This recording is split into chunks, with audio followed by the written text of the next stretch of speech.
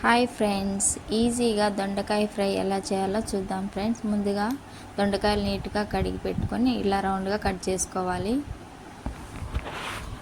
Stove on చేసి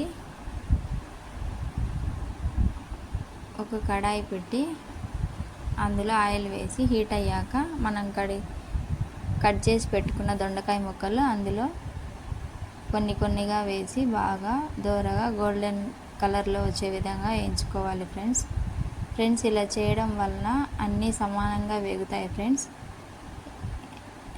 కొద్దిగా ఇలా కొన్ని వేయించుకోవడం వలన ఈక్వల్గా అన్ని క్వాంటిటీలో వేగుతాయి ఫ్రెండ్స్. ఇలా వేగిన వాటిని మనము క్రిస్పీగా మసాలా యాడ్ చేసుకొని తింటే ఇది ఒక వెరైటీ ఫ్రై లాగా ఉంటుంది ఫ్రెండ్స్. నేనైతే ఈ స్టైల్లో చేస్తాను ఫ్రెండ్స్. మీరు ఎలా చేస్తారో నాకు కామెంట్ రూపంలో తెలియజేయండి. ఓకేనా ఫ్రెండ్స్. ఇట్లా ఒక 3-4 టైమ్స్ నేను ½ కిలో తీసుకున్నా కాబట్టి 3-4 టైమ్స్ వచ్చినాయి ఫ్రెండ్స్.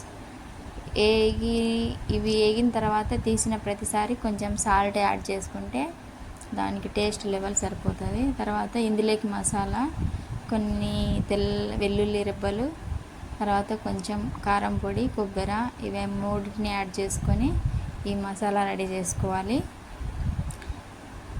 ముందుగా వేయించి పెట్టుకున్న మిగిలిన ఆయిల్ ఉంటుంది కదా, అందులోనే పోపు పెట్టుకొని దాంట్లోకి కొంచెము కరివేపాకు, ఎండుమిర్చి ఇవి యాడ్ చేసి తర్వాత వచ్చేసి ఒక ఆనియన్ ముక్కలు కట్ చేసుకొని యాడ్ చేసుకొని మంచిగా పోపు పెట్టుకోవాలి ఫ్రెండ్స్. ఈ ముందుగా వేయించుకున్న ఈ దొండకాయ ముక్కలన్నీ పక్కన పెట్టుకున్నాం కదా, ఇవన్నీ పోపు వేగాక అందులో యాడ్ చేసుకోవాలి.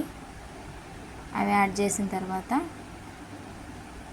మనం రెడీ చేసి పెట్టుకున్న మసాలాను అందులో యాడ్ చేస్తే రెడీ అయిపోయింది. మనం తయారు చేసిన వెరైటీ ఈజీ దొండకాయ ఫ్రై రెడీ అయిపోయింది ఫ్రెండ్స్. మీకు కూడా నచ్చినట్లయితే నాకు కామెంట్ చేయండి ఫ్రెండ్. నాకు ఛానల్ సబ్స్క్రైబ్ చేసుకోండి. లాస్ట్లో కొద్దిగా సాల్ట్ యాడ్ చేయండి. చివరిగా కొంచెం కొత్తిమీర గార్నిష్ కోసం వేసుకోవచ్చు. అది ఆప్షనల్, అది మీ ఇష్టం. ఓకేనా ఫ్రెండ్స్. నేనైతే ఇలానే చేస్తాను. మీరు ఎలా చేస్తారో కామెంట్ రూపంలో తెలియజేయండి.